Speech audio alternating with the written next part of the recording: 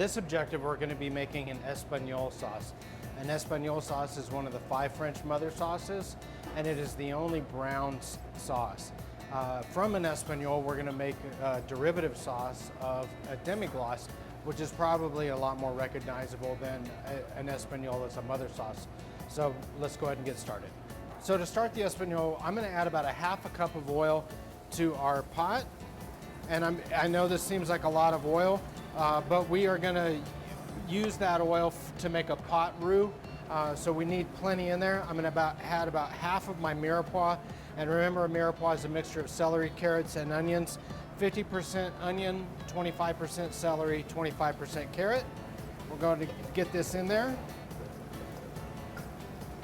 And we are just going to kind of sweat this stuff, looking to add a little bit of color and intensify those natural flavors. That should be enough. So we're just going to let this cook for a little bit. Once this starts cooking down, we're going to do what's known as the pincé, and then we're going to add tomato product to that, and we're going to be using tomato paste today, and we're going to add depth of flavor and color with that tomato paste pincé. So we'll be caramelizing that tomato paste in here, and then we're going to add flour as a thickening agent, which will combine with that oil and make a roux. To that, we're going to add our stock. We're going to use 3 quarts of dark stock.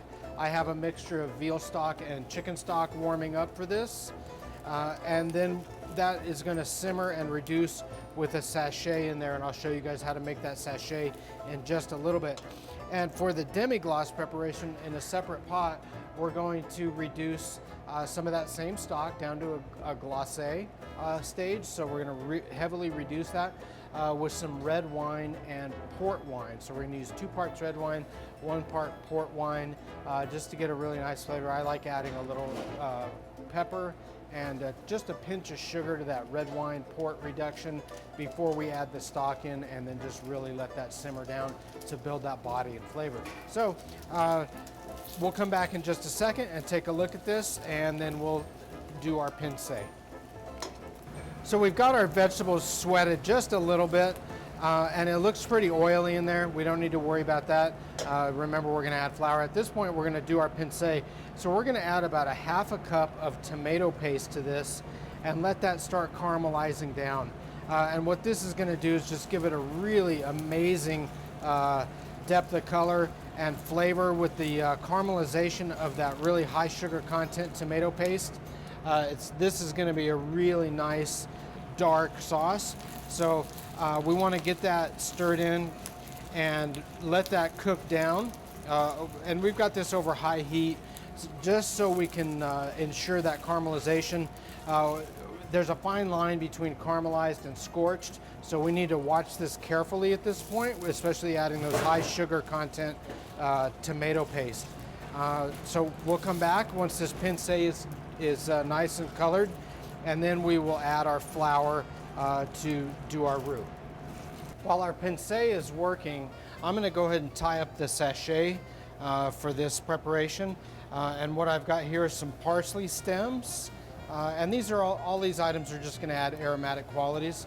I'm just going to kind of crush up these parsley stems, get them in here. I've got some fresh thyme, and you can use dried thyme if that's what you have. I don't need all of that, so get my thyme in here. I'm going to add some peppercorns and about a dozen or so peppercorns and a few bay leaves. Now, these are going to all lend a really nice aromatic qualities, and I'm tying them up in a commercial coffee filter. Just want to make sure I get everything tucked in there. And the coffee filters, they should be durable enough to stand up to the cooking process as long as it's simmering. You know, you can use cheesecloth, but that can get really expensive. Let me just go ahead and tie this up. Break that off. Oh. And you can double up your coffee filters as well. So I'm going to go ahead and just tie this up nice and tight. Get a double loop around there. So we're just going to tie a double knot in the top of our sachet. Get it nice and tight and do it again. And I left a long string on here so we can tie it to the pot handle and fish it out easily when we need it. Now we're not gonna add that until we add our stock. But let's come back over and take a look at our pince and see how that's working. All right, so let's take a look at this pince. Now if we scrape the bottom of the pot, we can see that fond building up on the sides and bottom. Like I said, we need to watch carefully for scorching. I love using these rubber spatulas to scrape the bottom and sides just to keep things moving and really develop all that flavor and color. If we let this just sit without stirring, it would definitely scorch. So it may be a longer process by doing the stirring, but you're getting a more even cook and depth of color out of this. So just keep stirring it every few minutes and be patient. We'll come back when we're gonna finish this pince. All right, so our pince has caramelized down beautifully. We went from that bright tomatoey red to this reddish brown, and we've got all this fond sticking on the pot. We're not gonna deglaze this quite yet. I'm gonna add about 1/3 of a cup of flour just to get this, make this roux and help thicken this sauce. I'm not adding all of my flour at once because I wanna make sure that it all absorbs. I don't want any dry spots. And we're gonna cook this down. I'm gonna turn down my heat just a touch because this mixture is getting fairly dry now, and I, again, want to avoid that scorching, but I really want to keep that fond in the bottom of the pan in good shape. So we're gonna cook this flour down in here just a little bit, and you see how thick that gets with that addition of that flour, and the vegetables have cooked down significantly. And everything here is working as planned, right? You know, fingers crossed. But you can see that depth of color that has taken on. Now what we need to do is cook the starch out of that flour just a little bit, and then we're gonna be ready to add stock. And the stock we're gonna add to this is a mixture of dark chicken stock and veal stock that has been, I thought it out for this. I'm gonna add 3 quarts to this, and then I'll add the sachet, and then that's gonna simmer down until it gets to the proper consistency, which is gonna be the Nape consistency. And separately, we're gonna start the reduction on more stock and the red wine and port wine that we looked at earlier. So we'll come back and add stock in the sachet and get this to a simmer. So that flour's cooked in just enough to where we can make our stock addition now. And I'm gonna add the first 2 quarts, and I wanna get this in pretty quickly and then just give it a stir. And then once I break up all those lumps in there, I'm gonna add my last quart of stock, and I wanna use this rubber spatula to scrape the sides and bottom to dislodge any of that fond that has stuck down there. We want that to add flavor and color, not just stick to the pan. And you'll see this is thickening up really quickly. And I can add more or less stock depending on the thickening power that the roux has. But it looks like it's gonna be fine. I just wanna make sure that I'm breaking up any lumps in here. Now that stock wasn't very hot, but the product, the tomato and mirepoix product, was fairly hot. So when you're adding roux, when you're using roux in a sauce preparation, you want to make sure that one of the items is hot and one is cold.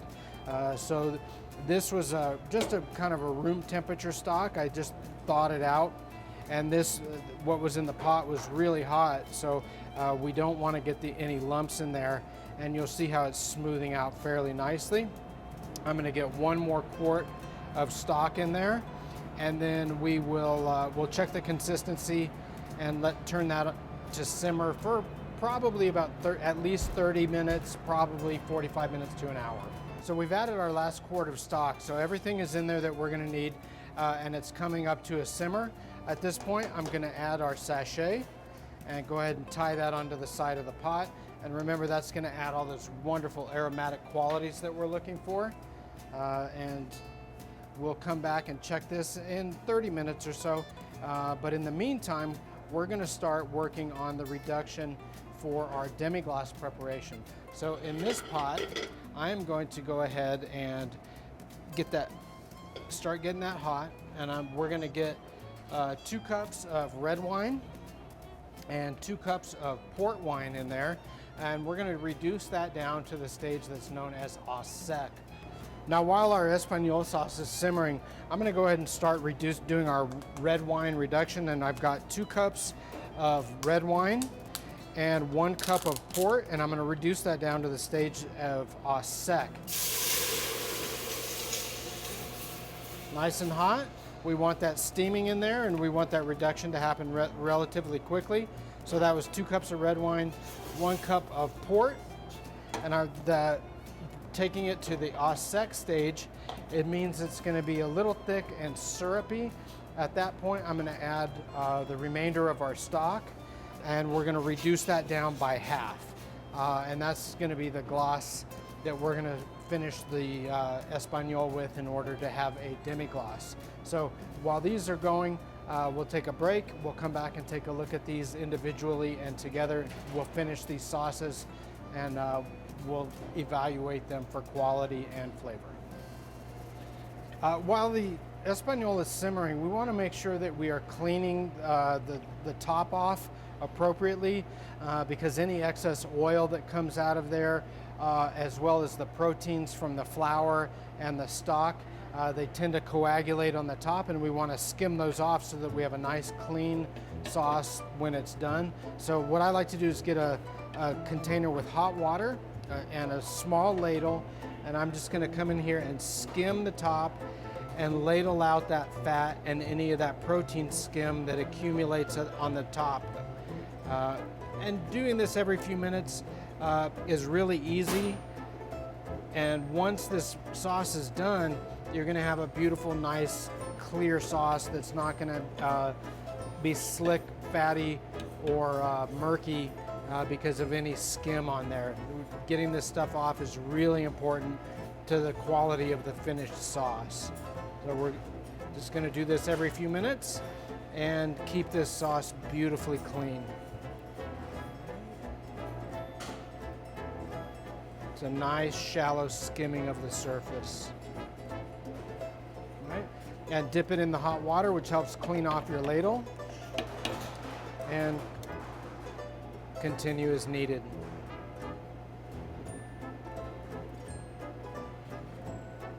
And you'll see how the sauce underneath is getting that nice, beautiful brown, nutty brown color. And that's from the caramelization of the tomato product and the cooking of the flour. So this looks like it's going to be a nice sauce when we're done. Now, one thing you can do when you're doing this cleaning is you can set your pot off to one side slightly, and the convection action of the heat in there will tend to push any buildup on the top to one side. So the Espagnole sauce is going really nicely. We're keeping up with the skim on the surface. The reduction of the red wine is just about complete. It's reduced about 90% now. So at this point, I'm going to add about a tablespoon of just plain white sugar and a pinch of black pepper. I'm trying to create some balance and a little bit of flavor in there, just to ensure that this sauce has a really good flavor balance, nice red wine characteristic. That sugar is going to help wake up that brightness, kind of thicken it up just a touch, and that pepper is going to give it just a little bit of spice that's going to be needed for the end product. So at this point, I'm going to go ahead and add my 3 quarts of stock, since that's nice and syrupy. I'm going to go ahead and get this in there, and then we're going to reduce that down by at least half.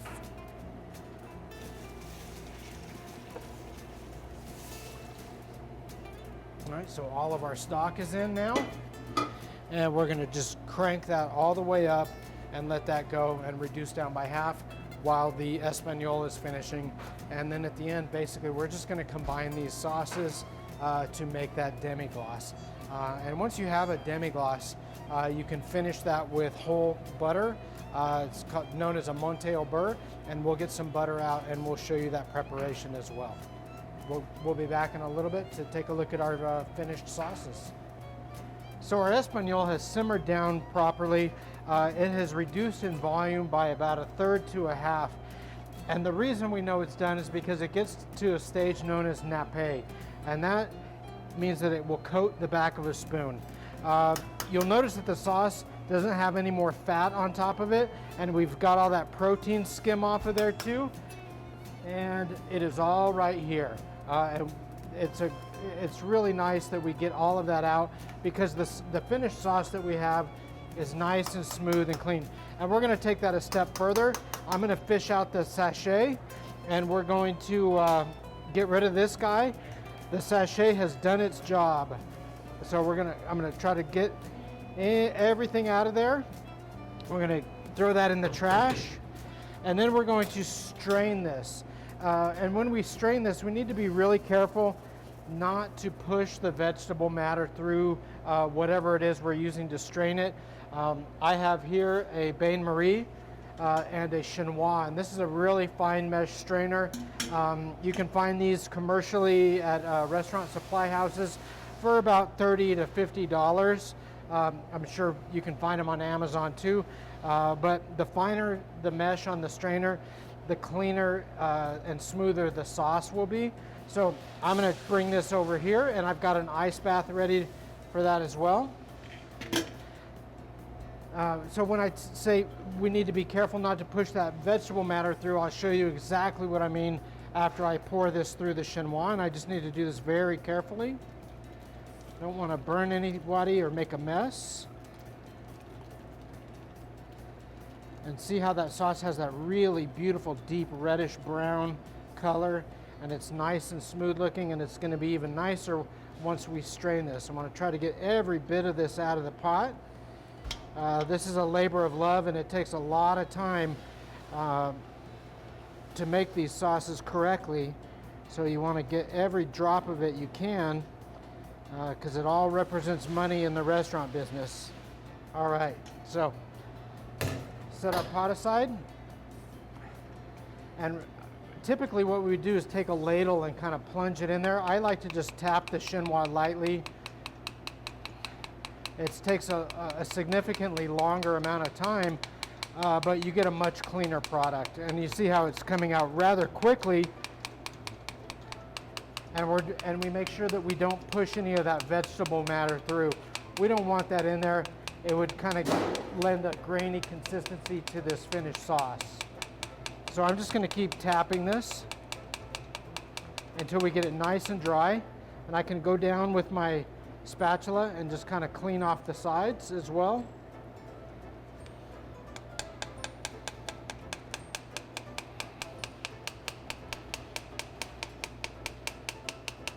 I can shake it too.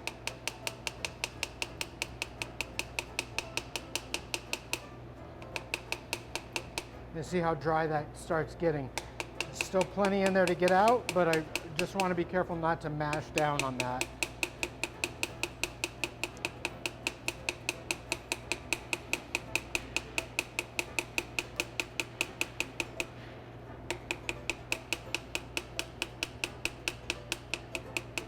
And you'll see how that vegetable matter starts climbing the sides. And that's exactly what we don't want in there.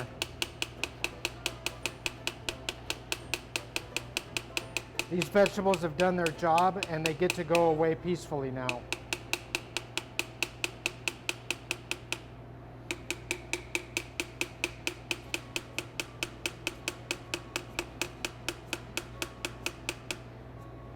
All right. So, here is our finished Espagnole. And in order to turn this into a demi-glace, we need to come over here and get our red wine and stock reduction included. Now this is reduced down by about 75%. And this is at the stage we want it because it has started to re-thicken, right? So it's not syrupy yet, but I'm afraid it might burn if it got down to that consistency. So I'm going to include this into our Espagnole. And remember, this was 3 quarts of stock and 3 cups of wine, and we've got about 1 finished quart in here. And it is nice and syrupy.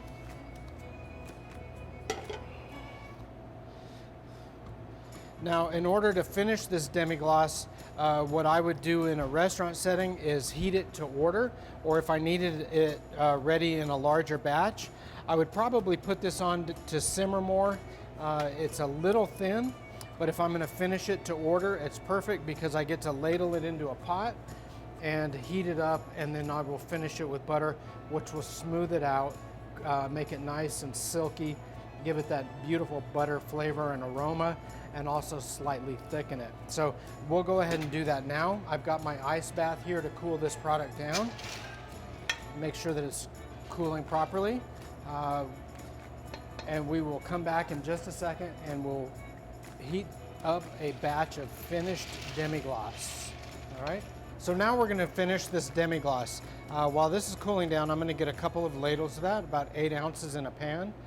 And that's kind of a lot, but it will help us to get a good look at what this finished product looks like. I am going to need to reduce this some more. I think it's just a little too thin. So I'm going to get my heat on medium-high, and I need to watch this really carefully. This is not something I want to walk away from. And then once this is done, we're going to plate test it, which means I'm going to pour some on a plate, and we'll look at it as far as consistency and flavor.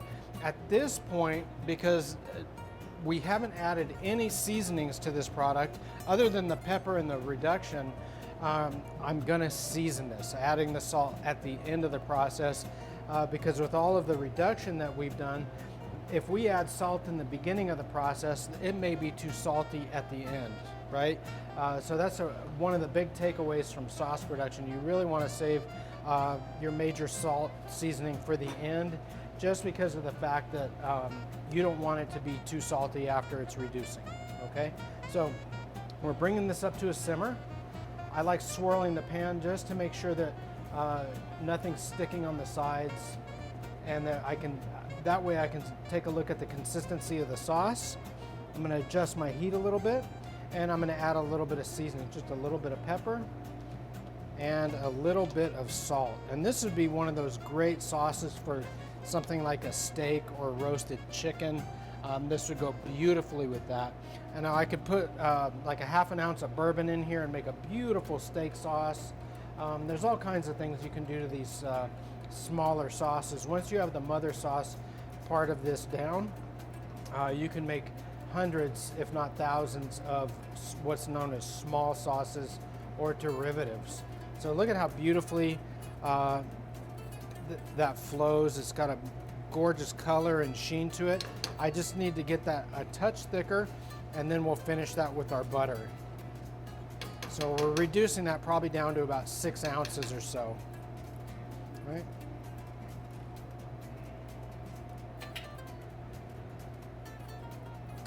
And to this, I'm gonna add some whole butter that has been cubed. And I'm not sure exactly how much I need, because really what I'm doing is creating an emulsion with this sauce and the whole butter. So I pick out little bits of butter and whisk them in. And I like doing that off of the heat. If you have the heat on while the butter's going in, your sauce is more likely to break. So while that is reducing just a little bit more, I'm gonna get my spatula and scrape down my pan, because all of that stuff that builds up on the sides is concentrated flavor, and we want that in our finished sauce. We don't want to leave it in the pan to send it to the dish station, all right? So I think we're at the proper consistency now, and I am going to go ahead and start chunking in my butter. So I'm going to get my flame off, but I want to leave it somewhere nice and warm, depending on how cold your butter is. So I just like getting a little bit on my whisk and whisking it in, and the heat from the sauce will melt that butter down. And you don't want to add all of your butter in at once, just a little bit, and that's why I've got it diced up. It creates a larger surface area. It's going to go in consistently. If I put one big chunk of butter in there, the sauce might become greasy, or it would cool down the sauce. and we don't want either of those to happen. And you'll see the sauce is kind of getting paler, and it's taking on more of a sheen. So I'm going to get a little more butter in there, and you'll see that it slightly thickens the sauce.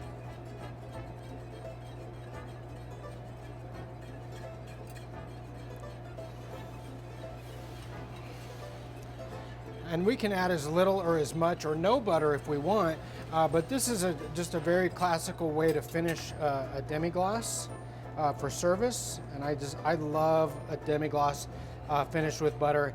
And again, the terminology for that is monté au beurre, or mounted with butter. And you see how that sauce gets beautifully pale and super shiny and really luxurious and creamy. All right.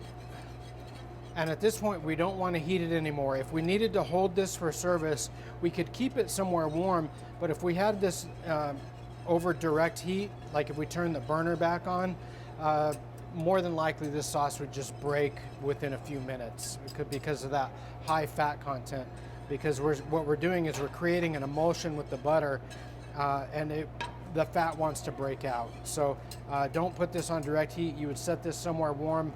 I like covering this with plastic and putting it on top of an oven, in the heat window, wherever you may, just to keep it warm for service. All right, so now look at that sauce, the way it coats that spoon.